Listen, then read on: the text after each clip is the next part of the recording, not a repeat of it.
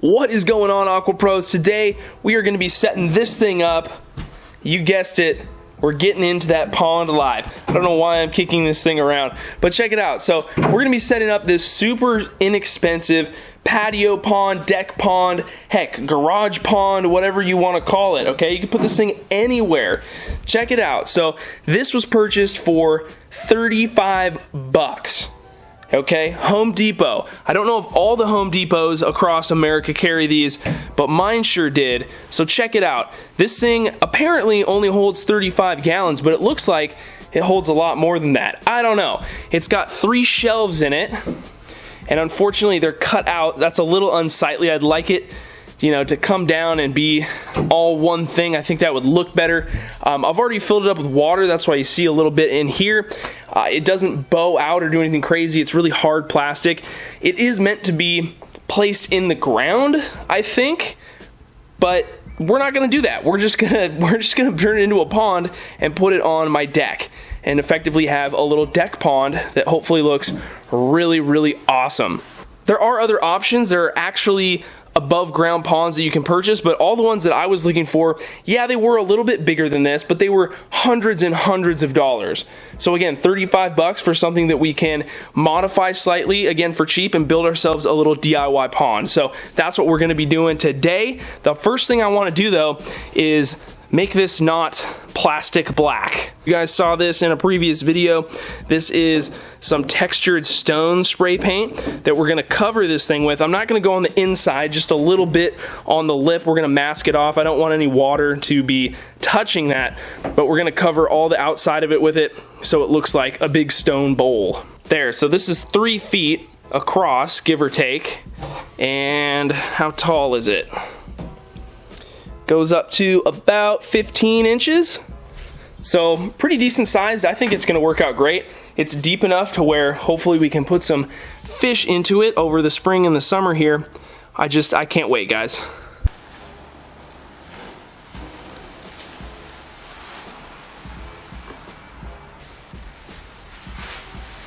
Ta-da! So literally after, I don't know, probably like $50 worth of the spray paint that I decided to use, this textured stuff that looks like stone, we got the thing done. So that brings the total cost up to still not even $100 for this thing, which keeps us well below the amount that it would cost to build a finished, or to buy a finished one. So I feel pretty good about it. We could plumb it. I don't know if that's something that I really want to do. We have really only one flat surface here underneath, which we could fit in like a bulkhead there. That would be a good place for it. Come down, have an elbow, and then have a piece kind of rest here, and then it would bring the water level down to this point. Or we could do it on the side and just make sure that we get a good seal with some kind of a bulkhead, and then we could set the drain pipe to be lower so we can just open a ball valve out here and drain it. Don't know if I'm gonna do that or not. It would be pretty convenient. I just kind of want to get this thing going. So that's something that you could do if you wanted to. It's completely up to you how you want to customize your little pond, but right now I think I'm gonna skip that part and we're just gonna set this thing up. I don't mind doing a water change on it because it's really convenient for me. Where I want to put this thing, you'll see in a second. It's easy access to draining water, siphoning it out down into a lower part of the yard. So this is where the pond's gonna live, the original site of the first plant pond that I ever did, right in this corner. Now you can see I have the edges, I masked off and spray painted down there. This is kind of where I want the water level to sit, so the spray paint isn't covered by the water. We just wanna make sure that we don't accidentally add anything toxic to the pond. But then my next challenge is really getting this thing level, because the deck on this spot isn't level. It's sloped a little bit towards me, so I'm gonna have to do something to make sure that when it's filled up, the water is all sitting along that top part of the rim. All right, guys, fast forward. It's now probably like a month later. It's the end of May, which now it's gonna be time to set this pond up. The weather's gonna allow it. So over here, I got all my stuff. I got a bunch of wood that we probably won't use over here, but who knows, maybe once we're done planting it, we might incorporate some wood. But you'll see we have a few new things in here. These are planter baskets.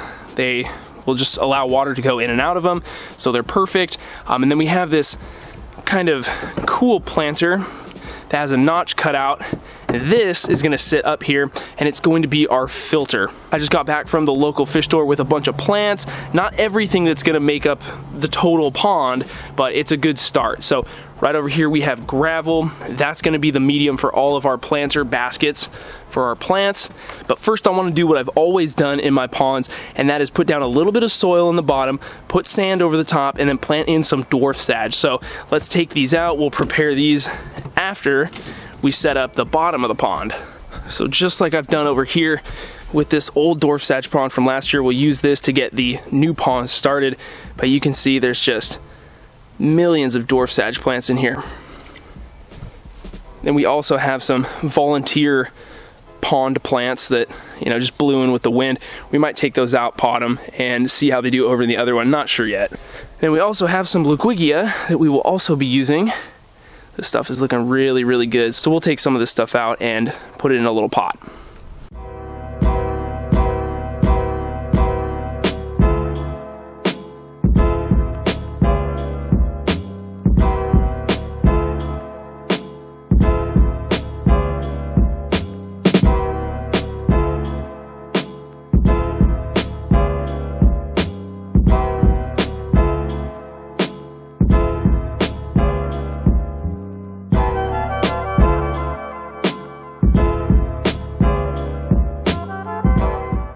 Alright guys, before I finish filling up the pond, which I've already started to do here, let me show you what I have over here. It'll kind of explain why I didn't put dwarf sage everywhere in the bottom.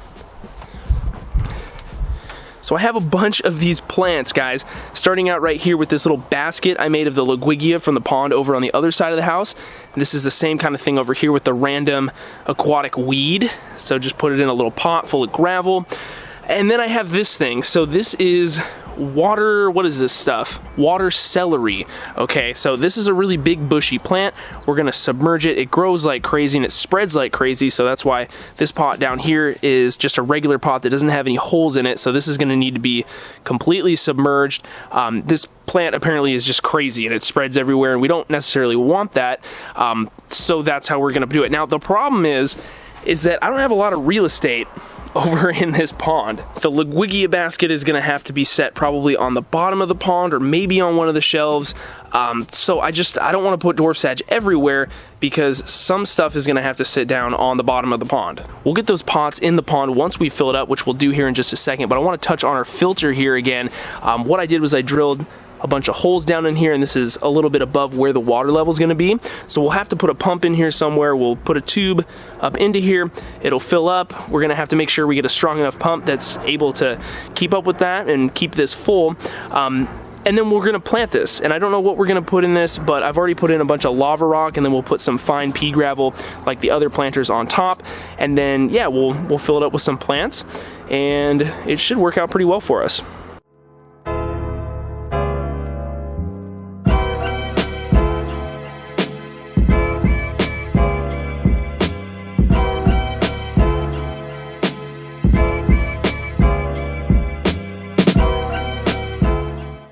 Alright guys, the pond is done, but unfortunately the sun has gone down. We can't really see it, so let's come back out tomorrow morning and we'll check it out and talk about it. 12 hours later, guys, the pond is still here. Nothing got into it last night. That's something that we definitely need to talk about because it's been a problem for me in the past. But let's take a look at this thing and let's talk about the other things that I added to it. So first of all, I decided to take the water celery out of the pot that was originally here, and I put it into the filter. I just thought it looked better, and if it spreads like crazy and gets everywhere, then I'll just have to deal with that. But it's positioned in a way that we have some room over here on the left to put some other stuff. I have some water mint that just, I don't know, it kind of wilted a little bit, so I'm not planting that yet, but that could go in there. And then it kind of frees up this area too. Again, this is one of the weeds that I pulled out of the pond from the other side of the house. And then here's another weed that was over in one of the ponds, and I put him in this little frog pot. I think that looks kind of cool. The Laguigia basket is already starting to look really good. The Laguigia is starting to point up, and that's just going to be an awesome plant to watch spread across the top of the water. And then I pulled some water lettuce from inside. You guys are familiar with this stuff by now, but I think that's going to work out well over there by the filter. And then we also have some water hyacinth. I think 4 of these guys, and they'll make a really cool flower at some point. The water's looking really clear. You can see the dwarf sage down here. That's going to propagate and just basically fill the entire bottom of this thing in just a couple of months. So I'm really looking forward to that. I still have a little bit more room in here. You can see we have a shelf up here close, and then if we move this, if this plant decides to grow up really tall, we can just move that and put it down on the bottom maybe, and then that would free this side up. There is a plant at my local fish store that I'm looking at that's really tall. I don't want to spoil it yet, but I think I'm going to go pick that up next weekend. My local fish store owner is also going to have a lot more pond stuff available here in the next couple of weeks. So this thing will definitely be transforming as the next couple of weeks go by. I think one thing that I didn't get really specific on earlier in the video is how we set up the filter. So down in here, the pump is an AQUAPROS 396 power head. You guys know that it's just a super versatile project pump that I use a lot. And the flow that's coming out of it is okay. I do want a little bit more flow though, because this filter is going to get clogged up pretty quickly. I have a feeling there isn't any mechanical filter media in here, and so that's something that I might change. We can just pull this tube up out of here and clamp it on and have it shoot the water directly onto a filter pad that we can then change.